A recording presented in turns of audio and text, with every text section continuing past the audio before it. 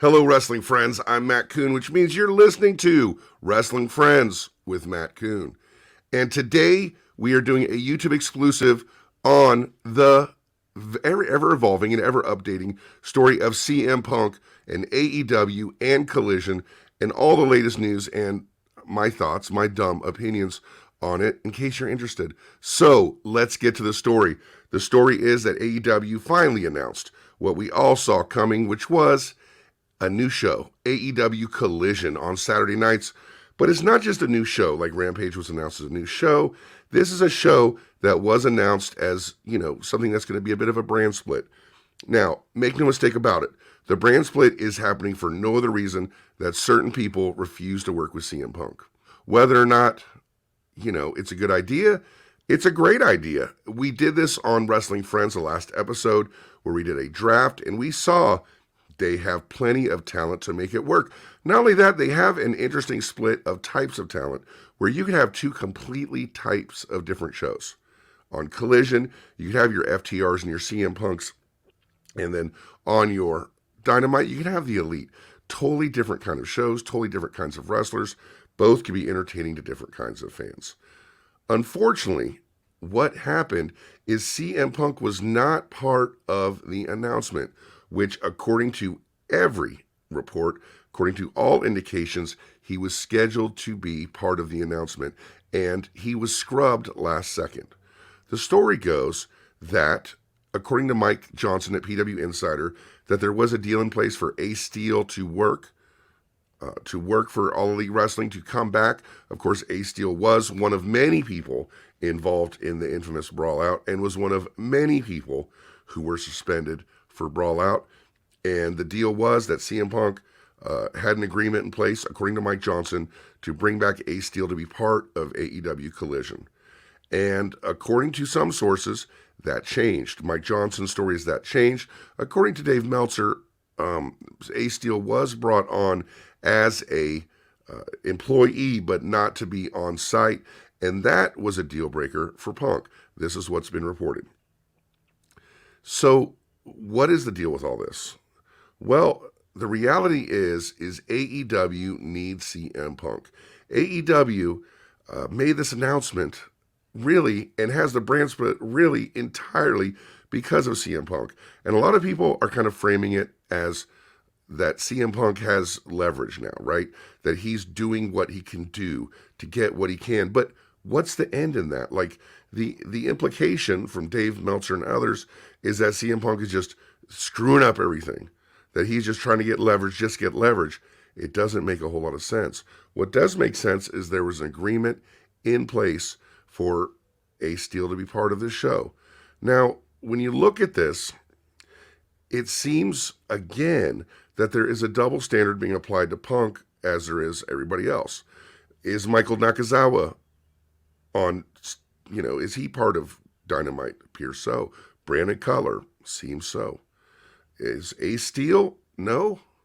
And so CM Punk sticking up for his friend is really not the worst thing that someone could be doing. The reality is that CM Punk is needed in All Elite Wrestling, not just because he increases ratings. He does. Not just because he increases ticket sales. He does. But also because of this Collision show. Without CM Punk, there's no headliner. What are we going to do? Hire Goldberg? We're going to hire Mercedes, which they probably should do anyway. But the idea is that CM Punk is the headliner. And by the way, the first match was supposed to be CM Punk versus Samoa Joe. How great would that have been? So my advice to All Elite Wrestling is, if the agreement was, again, conflicting people, conflicting reports, if the agreement was that Ace Steel was to be a part of this Collision, you probably should live up to it because, the reports being that Ace Steel, was involved in this Brawl Out, there was a lot of people involved in the Brawl Out. When there's a fight, there's a fight.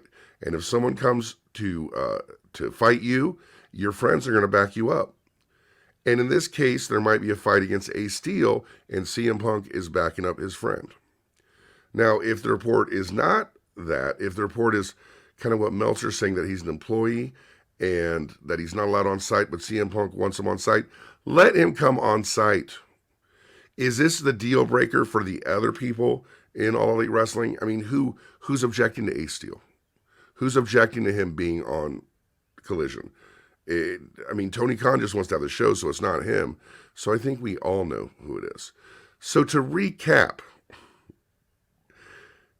CM Punk scrubbed completely from all promotional materials from Collision. The show completely built around him because he wants his friend there that, according to reports, was agreed to. And his friend is the only one who's not being allowed back in the wake of a brawl that involved several people. Again, a brawl that we do not know any of the details of.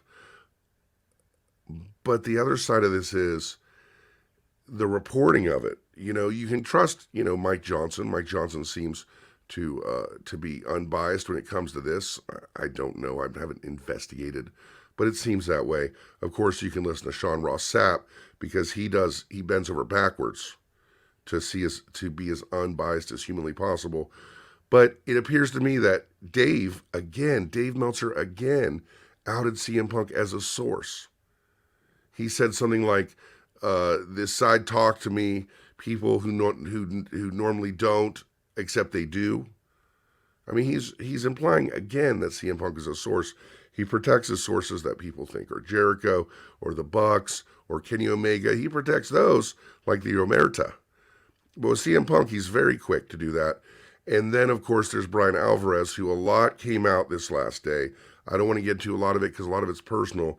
But as the co-host of the Dax Harwood show, it appears to me that a lot of the vitriol and a lot of the hatred and a lot of the just kind of appearing like you're this unbiased journalist, but really kind of turning the narrative against Punk, a lot of it may just have to do with a personal dislike of Brian Alvarez and CM Punk, which is unfortunate because that's not the way journalism should work. And that's not the way any of this should work. The end of the matter is, just to close it out, is that AEW needs to do what it takes to keep CM Punk. Now, I know it might look to some, that, oh, well, Tony Khan can't give in to all of CM Punk's demands. It looks weak and it looks like he's running it.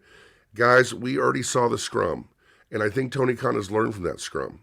We've already seen evidence of the Elite getting what they want. Oh, by the way, there's this big Chicago event as well. It's a huge event in the big Chicago stadium. Without CM Punk, there's no event.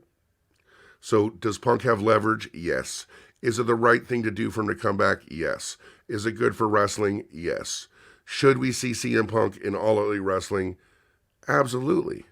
If we care about wrestling, if we want what's best for wrestling, if we want to apply things fairly across the board, not just to the Elite, but also CM Punk and to Ace Steel, absolutely. Of course, that's just my dumb opinion. I'm just a wrestling fan. I don't know anything. And by the way, I have not received any inside information from anybody about anything. So any of you people out there who are like, Matt's saying this because of this, or the person saying this because of that, no. This is my opinion. CM Punk treated unfairly, 100%. Trying to do the right thing, 100%. And is needed in AEW and wrestling. Agree with me? Don't agree with me? Put in the comments. Do it. Am I this guy now? Put in the comments. Hit the old notification button, guys. Subscribe, all that stuff. But mostly, thanks for listening. I saw the CM Punk stuff, and I wanted to talk about that, and might do more of these. In any case, we have a very special guest lined up for next week's Wrestling Friend. I don't want to give it away quite yet, but it's someone who very famously agrees with me about Dave Meltzer, but disagrees with me about CM Punk. We will see you soon on Wrestling Friends with Matt Kuhn.